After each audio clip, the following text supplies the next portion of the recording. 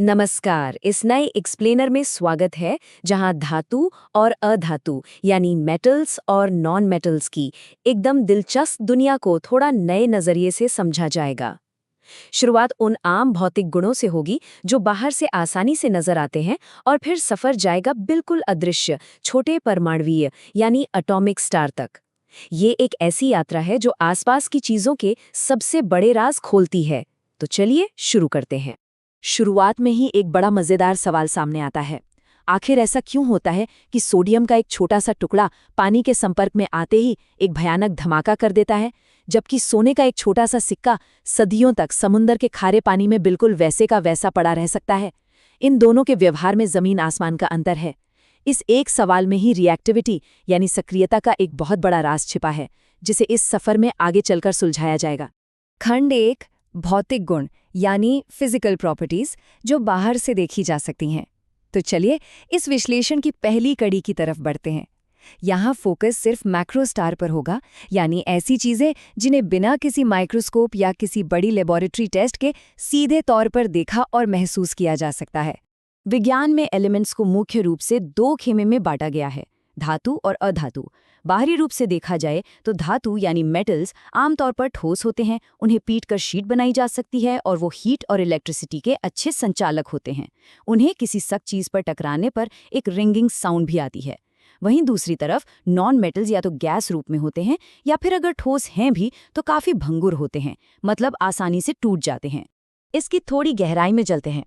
आघातवर्ध्यता, जिसे मैलिएबिलिटी भी कहते हैं, एक ऐसा गुण है जिसका सीधा सा मतलब है किसी तत्व को हथौड़े से पीटकर बिना तोड़े एक पतली चादर में बदल देना।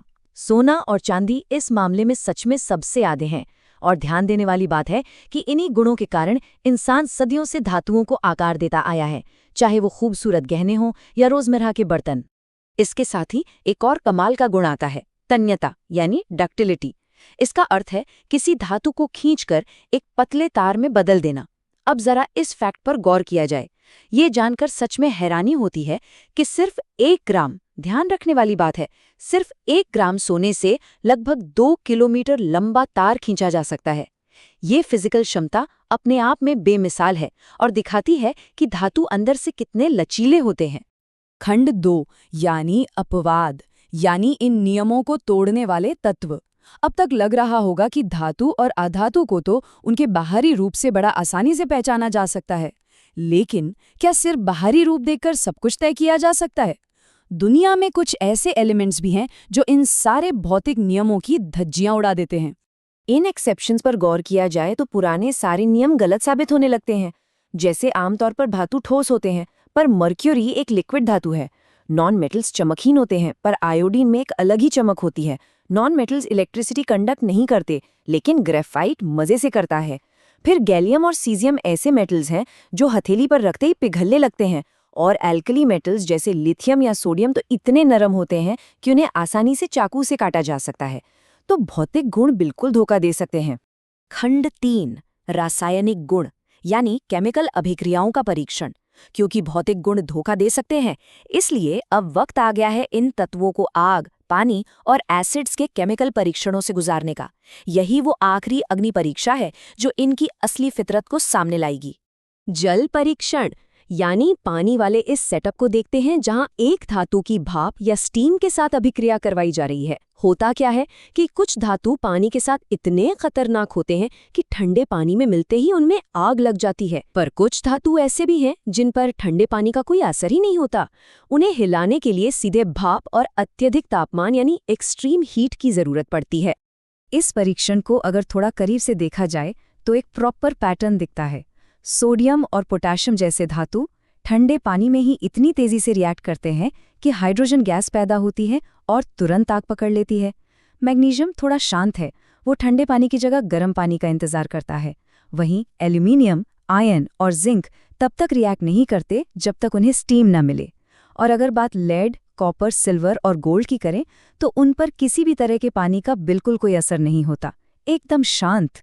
वैसे ही आग के परीक्षण में भी कुछ दिलचस्प नतीजे सामने आते हैं। जब धातुओं को ऑक्सीजन के साथ जलाया जाता है तो वो मेटल ऑक्साइड्स बनाते हैं, जो आमतौर पर बेसिक यानी क्षारीय होते हैं। लेकिन यहाँ भी कुछ अनोखे रूल ब्रेकर्स हैं। एल्यूमिनियम ऑक्साइड और जिंक ऑक्साइड दोनों खेमे में खेलते हैं। इन्हें एम्फोटेरिक ऑक्साइड्स कहा जाता है। इनकी खासियत ये है कि ये अम्ल और क्षार दोनों के साथ रिएक्ट करके सॉल्ट और पानी बना लेते हैं। एकदम ऑलराउंडर्स हैं ये।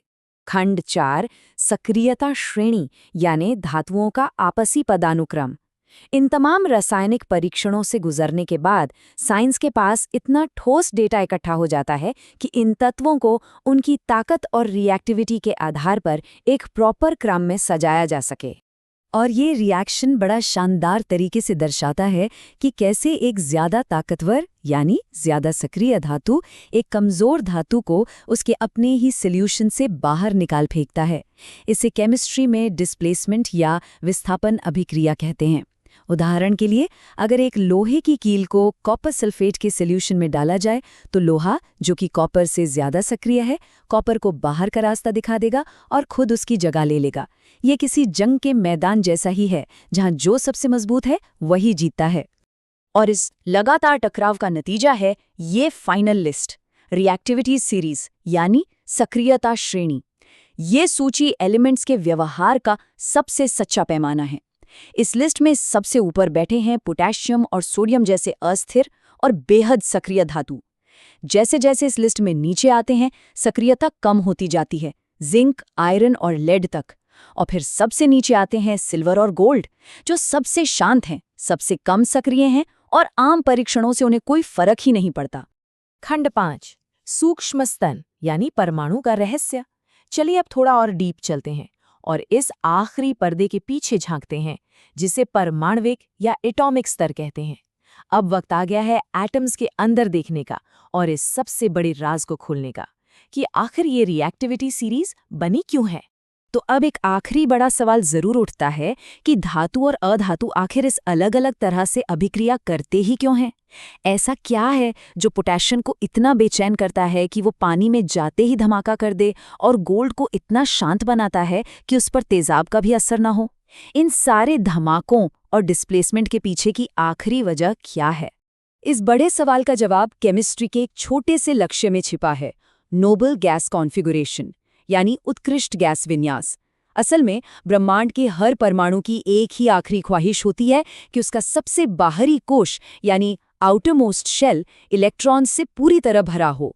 जब एक एटम का बाहरी कोश पूरा भर जाता है तो वो बिल्कुल स्थिर हो जाता है और केमिकली निष्क्रिय हो जाता है। एक बार स्थिरता मिल गई तो फिर उन्हें आसपास चल रहे किसी तमाशे से कोई मतलब नहीं रहता। तो सबसे क्रूशियल पॉइंट यह है कि सारी रासायनिक अभिक्रियाएं दरअसल इलेक्ट्रॉन्स के लेन देन का ही एक खेल हैं। होता क्या है कि धातुओं के पास आम तौर पर अपने आउटरमोस्ट शेल में कुछ एक्स्ट्रा इलेक्ट्रॉन्स होते हैं, इसलिए वो स्थिरता पाने के लिए इन एक्स्ट्रा इलेक्ट्रॉन्स को जल्दी से छोड़ना चाहते हैं और उन्हें छोड़कर धनात्मक आयन यानी पॉजिटिव आयन्स बन जाते हैं। वहीं दूसरी तरफ अधातु यानी नॉन मेटल्स के पास इलेक्ट्रॉन्स की कमी होती है, इसलिए वो इन्हीं इलेक्ट्रॉन्स को लेने के लिए बेचैन रहते हैं और नेगेटिव आयन्स बन जाते हैं।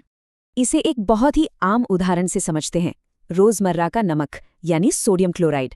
सोडियम एक काफी बेचैन धातु है जिसके पास एक एक्स्ट्रा इलेक्ट्रॉन है।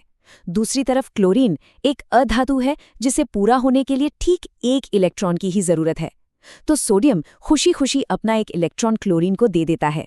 इस परफेक्ट लेनदेन से दोनों के आखिरी कोश पूरे भर जाते हैं और आपस में बने इलेक्ट्रिक खिंचाव के कारण वो हमेशा के लिए एक दूसरे से जुड़ जाते हैं और इस तरह एक आयोनिक बॉन्ड का जन्म होता है। और बस इस तरह ये आखिरी बड़ा राज खुल जाता है। इस पूरे एक्सप्लेनर में पहले जितने भी धमाके थे, विस्थापित होने वाले धातु थे या गैस के बबल्स निकल रहे थे, वो सब कुछ और नहीं, बस इन एटम्स की स्थिरता पाने की जिद थी। एक पूरी तरह से भरे हुए आउटरमोस्ट शेल को पाने की लगन। जो अपना इलेक्ट्रॉन जितनी आसानी से देगा वो उतना ही ज्यादा सक्रिय होगा। सोडियम आसानी से अपना इलेक्ट्रॉन देता है, इसलिए तुरंत धमाका होता है। सोना यानी गोल्ड अपने इलेक्ट्रॉन्स को पूरी मजबूती से पकड़ के रखता है, बिल्कुल नहीं देना चाहता, इसलिए उस पर कोई असर नहीं होता।